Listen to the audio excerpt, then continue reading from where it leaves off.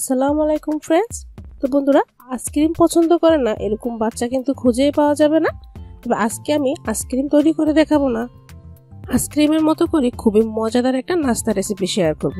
তো তোমরা থাম্বনেল দেখেই বুঝতে পারছো দেখতে কতটা ইউনিক দেখাচ্ছে নাস্তাটা।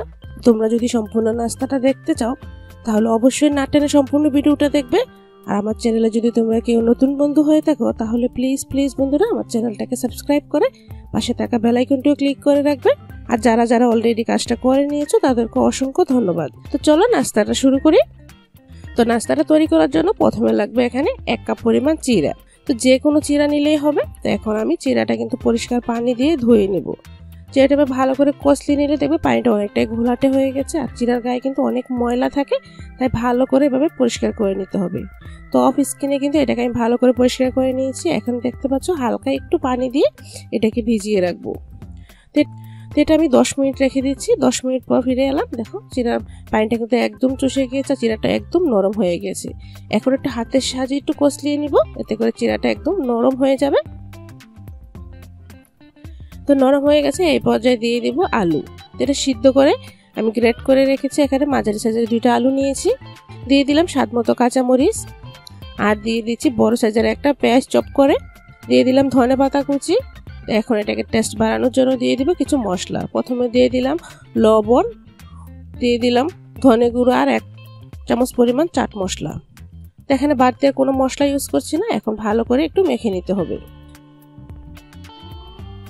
তো মাখা হয়ে গেছে। এখন একে একে আমি নাস্তাগুলো তৈরি করব। তার জন্য হাতে একটু তেল লাগিয়ে নিচ্ছি যাতে নাস্তাগুলো বানাতে সুবিধা হয়। তো এখানে পর্যাপ্ত পরিমাণ নিয়ে নিলাম আলুর পুর। নিয়ে হাতের সাহায্যে দেখতে পাচ্ছ কিভাবে আমি একটু গোল শেপ দিয়ে নিলাম। দিয়ে আঙ্গুল দিয়ে মাঝখানটা একটু চ্যাপটা করে এরকম একটা আইসক্রিমের কাঠি আমি বসিয়ে দিলাম। দিয়ে ভালো করে একটা রোলের মতো তৈরি করে নিব।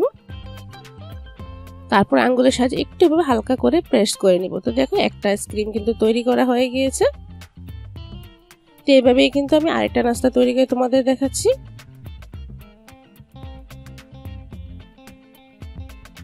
তো দেখেই বুঝতে পারছো কতটা সহজ এই নাস্তাটা তৈরি করা, আর উপকরণও কিন্তু খুবই অল্প লাগে।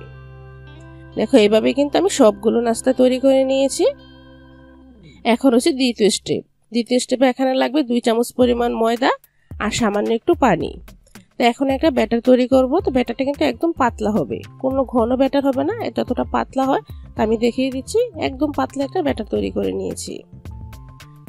তো তৃতীয় স্টেপে লাগবে এখানে কোটিং এর জন্য সেমাই। তো চাইলে এখানে ব্যাটসকামও ইউজ করতে পারো, তবে সেমাইয়ের কোটিংটা আমার জন্য খুব বেশি ভালো লাগে, তাই এখানে সেমাই দিয়ে কোটিং করে নিচ্ছি। সেমাইটা ভালো করে গুঁড়া করে নিয়েছি।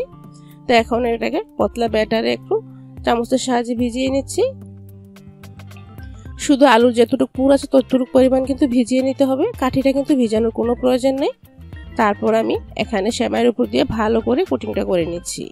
কোনো অংশ যাতে ফাঁকা না থাকে সেদিকেও কিন্তু খেয়াল রাখতে হবে। আর এক্সট্রা সেমাইটা একটু ঝেড়ে ফেলে দিতে হবে। তো দেখো একটা নাস্তা কিন্তু অলরেডি তৈরি হয়ে গেছে। এভাবে আমি সবগুলো নাস্তাই তৈরি করে নিয়েছি। এই অবস্থায় চাইলে তোমরা কিন্তু ডিপ ফ্রিজে রেখেও দিতে পারো। আজকে আমি নাস্তাটা কিন্তু সবগুলোই ভেজে নিচ্ছি। এই নাস্তাটা কিন্তু আমার বাচ্চার খুবই ফেভারিট, তাই ভাবলাম তোমাদের সাথেও শেয়ার করি। তো আর ভাজতেও কিন্তু বেশি একটা সময় প্রয়োজন হয় না, মিডিয়াম আছে এটাকে উল্টিয়ে পাল্টিয়ে কিন্তু গোল্ডেন ব্রাউন কালার করে ভেজে নিতে হবে।